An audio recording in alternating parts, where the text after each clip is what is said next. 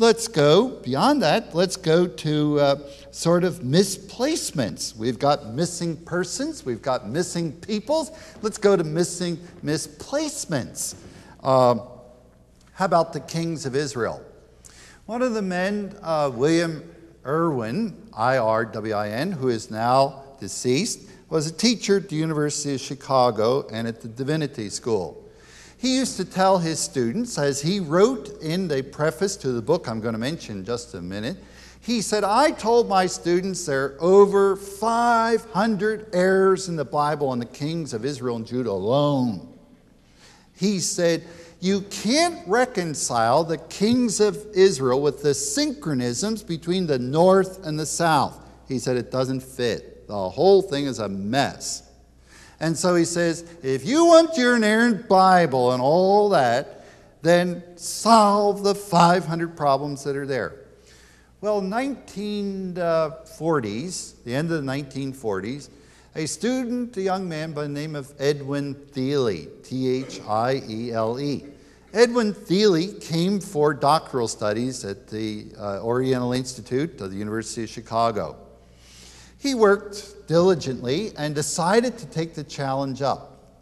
The professor warned him that he was taking a large task, and indeed he did. It took him 5 years to complete his doctoral dissertation alone, beside all the study that he had done in advance of that. So it was well over a decade of his life before he completed it. But in completion, he handed him a book which was called and published by the University of Chicago Press first, and then subsequently by Erdman's, called The Mysterious Numbers of the Hebrew Kings. His teacher wrote the preface for it.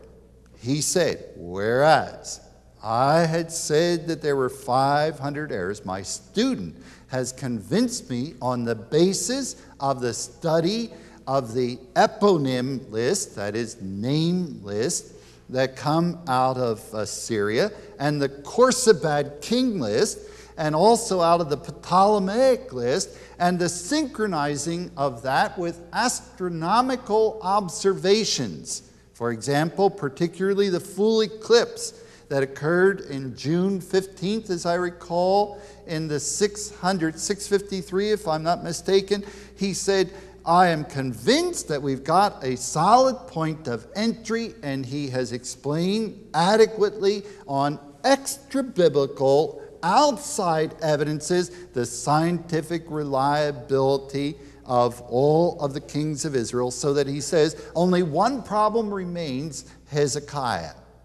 Hezekiah, there's one synchronism he gave on 499. Don't hold me to that figure, but it's in that realm. But he said there's one left. And the one that's left, that Thiele said, that is a textual problem in which the word for 10 in Hebrew with a plural should be read as 20. By making it plural, you added another 10 to it. And he said it's a textual problem very easily solved. And there was some textual evidence that suggested it might go in that direction. Well, the truth of the matter is, and what I report to you, that volume published in early 1951, I believe it was, and now still being republished to this day in the late 90s.